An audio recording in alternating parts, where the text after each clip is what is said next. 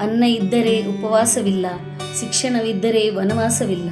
ಜ್ಞಾನದಿಂದ ಅಧಿಕಾರ ಸಿಗಬಹುದು, ಆದರೆ ಗೌರವ ಸಿಗಬೇಕಾದರೆ ವ್ಯಕ್ತಿತ್ವ ಇರಲೇಬೇಕು. ಕನಸು ದೊಡ್ಡದಾಗಿರಲಿ, ಆದರೆ ಮೊದಲ ಹೆಜ್ಜೆ ಚಿಕ್ಕದಾದರೂ ಸಾಕು. ನಿಲ್ಲದೆ ಮುಂದುವರಿದರೆ ಗುರಿ ನಿನ್ನದೇ. ಜೀವನದಲ್ಲಿ ಒಂದೇ ಒಂದು ನಿಯಮ ಇಟ್ಟುಕೊಳ್ಳಿ: ನೇರವಾಗಿ ಮಾತನಾಡಿ, ಸತ್ಯವನ್ನೇ ಮಾತನಾಡಿ, ಮುಕ್ತವಾಗಿ ಮಾತನಾಡಿ. ನಿಮ್ಮವರು ಅರ್ಥ ಮಾಡಿಕೊಳ್ಳುತ್ತಾರೆ.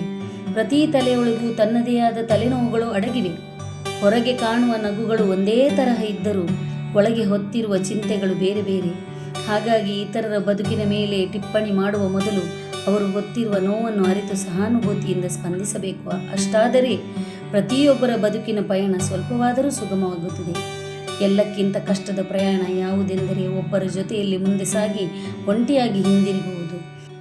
ಅತಿಯಾಗಿ ಯೋಚನೆ ಮಾಡುವ ಮನಸ್ಸು ಮತ್ತು ಅತಿ ಬೇಗ ನೊಂದುಕೊಳ್ಳುವ ಹೃದಯವಿದ್ದರೆ ಬದುಕುವುದು ತುಂಬ ಕಷ್ಟವಾಗಿ ಬಿಡುತ್ತೆ. ಜೀವನ ಸಾಕೆಂದು ಎದ್ದು ಹೋಗಲು ಇದು ಶಾಲೆಯಲ್ಲಿ ಕೇಳುವ ಪಾಠವಲ್ಲ. ಈ ಜೀವನ ಅರ್ಥವಾಗದಿದ್ದರೂ ಕೇಳಬೇಕು, ಕುಳಿತುಕೊಳ್ಳಬೇಕು, ಅನುಭವಿಸಬೇಕು.